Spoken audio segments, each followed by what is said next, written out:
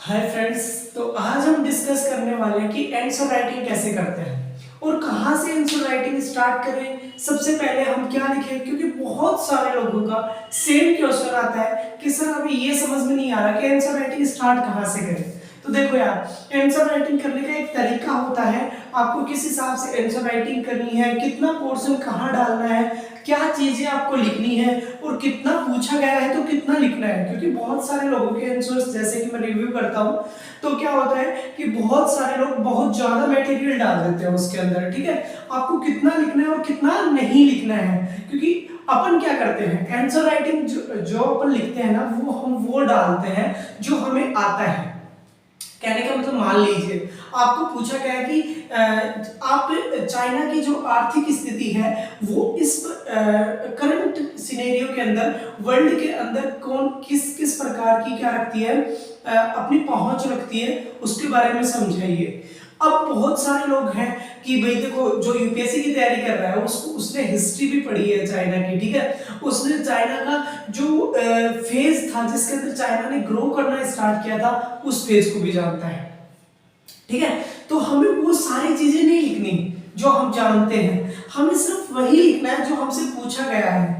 तो ये ध्यान रखना, सबसे पहला पॉइंट है आंसर राइटिंग का, वो नहीं लिखना जो तुम्हें आता है, वही लिखना है जो सामने वाला पूछ रहा है।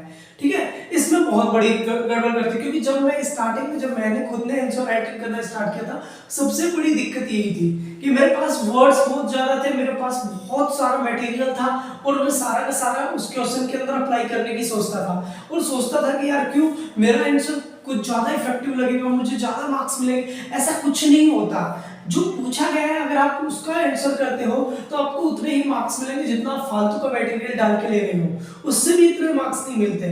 तो जो पूछा जाए टू द पॉइंट लिखना है, पहली चीज। सबसे पहले दिमाग के अंदर जो आप डाल लो कि आंसर राइटिंग करने से पहले, कि जो पूछा गया है उसी के बारे में लिखना है।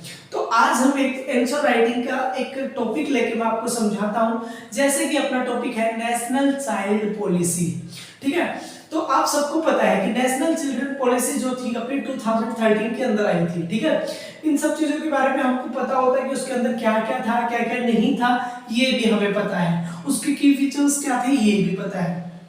लेकिन क्या होता है कि हमें लिखना क्या है, पेपर के अंदर लिख के कैसे आएंगे, तो वो आज अपन देखने वाले हैं। और ये जो वीडियोज है ये स्पेशली उन लोगों के लिए है जो पहली बार आंसर राइटिंग करना स्टार्ट करते हैं। तो आप लोग इसको बहुत ध्यान से देखना हो। देखो, आंसर राइटिंग के लिए तीन चीजें सबसे ज्यादा इंपॉर्टेंट होती है।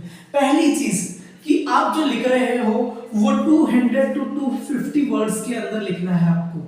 ठीक है, सबसे ज्यादा इंपॉर्टेंट चीज है 200 to 250 वर्ड्स, क्योंकि बहुत सारे लोग 300 to 350 वर्ड्स लिख देते हैं, फिर सोचते हैं कि क्या पता मेरा और अच्छा आंसर हो जाए। तो ऐसा नहीं करना है, इससे ज्यादा आपको वर्ड लिमिट नहीं लेके जानी है। ठीक है, सेकंड चीज जो आपको करनी है आंसर राइटिंग करते समय, वो है टाइमिंग का ध्यान रखना है। जब भी आप फर्स्ट टाइम आंसर राइटिंग करोगे आपको टाइम लगेगा, क्योंकि आपको सोचना भी है, आपको लिखना भी है, आपकी प्रैक्टिस इतनी अच्छी नहीं है कि आप बहुत जल्द लिख दोगे। दूसरी चीज पैसेंस रखना है। कोई दिक्कत नहीं है अगर फर्स्ट आंसर आपका, अगर आपने स्टार्ट किया और आपका फर्स्ट आंसर अगर आपका टाइम ले रहा है, फर्स्ट आंसर ने मान लो आपका टाइम ले लिया 22 to 25 मिनट, और आपको लग रहा होगा कि इतना टाइम लेता है 22 to 20, आप आंसर राइटिंग जब करोगे तो आपको 22 to 25 मिनट आराम से लगेंगे फर्स्ट आंसर राइटिंग में। क्योंकि उस टाइम पे हमें क्या है कि हमें इतनी, हमारा जो हैंड है वो इतने हैबिचुअल नहीं होते उस आंसर राइटिंग के लिए कि वो लिख दे इतना सब। ठीक है, तो उसमें ज्यादा घबराना नहीं है, 22 to 25 मिनट लगे कोई दिक्कत नहीं है। जैसे जैसे आप आंसर राइटिंग करते जाओगे आपकी स्पीड बहुत अच्छी होती जाएगी, और यकीन मानिए लास्ट में आता है आपके 9 to 10 मिनट्स में आपका आंसर कंप्लीट हो जाएगा, जो कि हमें रिक्वायरमेंट है। तीसरी चीज, जितना भी हो to the point. To the point का मतलब क्या है आंसर, तीसरी चीज टू द पॉइंट लिखना है, टू द पॉइंट। ये मिस्टेक मैं आज भी अपने आंसर्स के अंदर कई बार कर देता हूं, क्योंकि इसका पता नहीं चलता हमको। क्योंकि हम क्या है कि हमें सिखाया गया है कि चीजों को बस एक पैराग्राफ में चेप दिया या फिर कैसे कर दिया, बहुत सारी चीजें, बहुत बल्कि सा सेंटेंस बना दिया, बड़ा सा सेंटेंस बना दिया, मत करो। वो सामने वाला नहीं पढ़ने वाला आपके सेंटेंस को, वो नहीं पढ़ने वाला आपके पैराग्राफ को। आप क्या करो, टू द पॉइंट आंसर लिखो। जैसे कि मैं आपको क्वेश्चन बताता हूँ चाइल्ड पॉलिसी वाला, जस्ट इसी को ले लेते हैं, ठीक है। कोई भी क्वेश्चन हो, हमें कोई दिक्कत नहीं है, चाइल्ड पॉलिसी का ही ले लेते हैं एग्जांपल। 2013 में जो आई थी इसी के ऊपर ये क्वेश्चन पूछा भी जा चुका है, 2014 का क्वेश्चन है, ठीक है।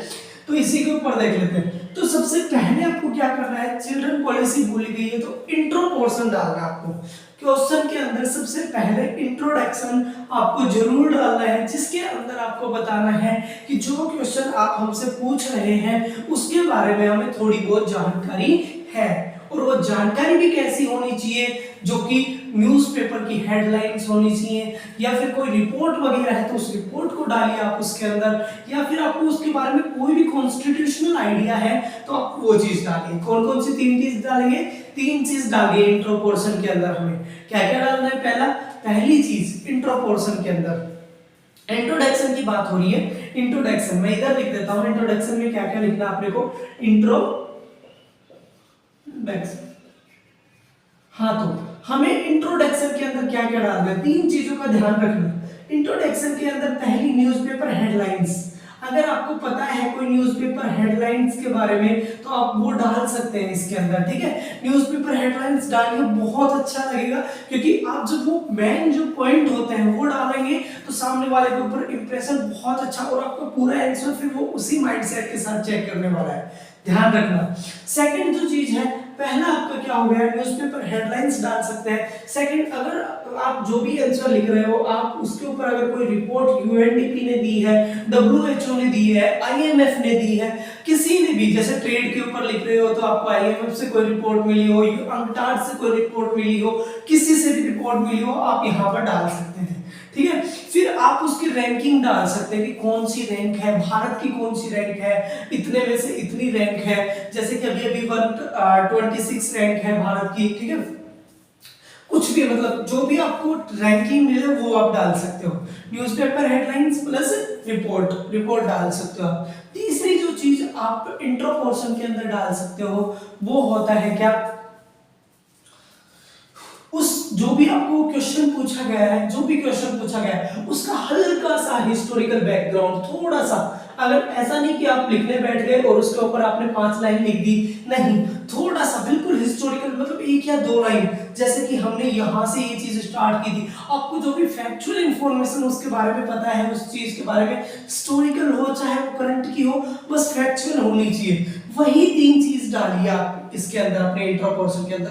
तो ज्यादा से ज्यादा इंट्रो पोर्शन याद रखना, 15 मार्क्स के क्वेश्चन में आपका इंट्रो पोर्शन 40 वर्ड्स से ज्यादा नहीं जाना चाहिए, किसी भी हालत में 40 वर्ड्स से ज्यादा इंट्रो पोर्शन नहीं जाना चाहिए। सेकंड जो चीज आप अपनी आंसर राइटिंग में कर सकते हो वो होता है स्टैटिस्टिक्स। आप जो भी चीज कर रहे हो उसकी स्टैटिस्टिक्स, जो कि करंट में अब क्या चल रहा है, करंट अफेयर्स में क्या चल रहा है उसके बारे में आप 3 से 4 पॉइंट डाल सकते हो। पॉइंट याद रखना, टू द पॉइंट होने चाहिए। जो कि मैं गलती करता हूं वो गलती आपको नहीं करनी है बिल्कुल भी। मैं भी इस चीज में सुधार कर रहा हूं, तो आप लोगों को भी मैं बोल देता हूं पहले कि टू द पॉइंट होने चाहिए स्टैटिस्टिक। फिर जैसे कि किसी भी स्टैट्स नहीं होते तो उनके अंदर आप उसके की फीचर्स, जैसे नेशनल चाइल्ड पॉलिसी है अपनी, इसके की फीचर्स है कुछ कि हमें कि भाई जो बच्चे होते हैं उनकी सेफ्टी का ध्यान रखा जाएगा, उनकी एजुकेशन का ध्यान रखा जाएगा, उनके मतलब हर चीज का ध्यान रखा जाएगा। टोटल 5 पॉइंट है ऐसे, उन safety and participation of the education development के बारे में, ठीक है। वो कहीं दूसरी जगह हजार्डीज प्लेस पे काम तो नहीं कर रहे, वो सब इसके बारे में दिया गया था। तो टोटल 5 पॉइंट है, पांचों के पांचों पॉइंट की फीचर में डाल देने हैं, ताकि सामने वाला 5 पॉइंट देखे उसको आइडिया लग जाए कि दिमाग तो है। यहां से हमने जो अपना एग्जामिनर है उसका माइंडसेट ये कर दिया है कि हाँ हमें आता है, आपने जो क्वेश्चन पूछा है वो हमें आता है। देन जैसे ही आपके 2 पॉइंट हो जाए, थर्ड पॉइंट में आपको सीधा मूव कर जाना है क्वेश्चन की मेन लीडिंग चीज के ऊपर। जैसे कि आपसे पूछा जाए कोई ऑब्जेक्टिव क्या है, जैसे नेशनल चाइल्ड पॉलिसी का ऑब्जेक्टिव क्या है, या नेशनल चाइल्ड पॉलिसी के प्रोविजंस क्या है, क्वेश्चन में प्रोविजन पूछे गए थे, आपको सीधा मूव कर जाना है तीसरे पॉइंट के लिए, प्रोविजन के लिए। आप दूसरे में भी मूव कर सकते हो, लेकिन आई थिंक सो दूसरे में आप स्टेट्स लिख देंगे तो काफी अच्छा बेनिफिट मिलता है और आपके 200 to 250 वर्ड्स में बहुत अच्छे से पूरे हो जाएंगे।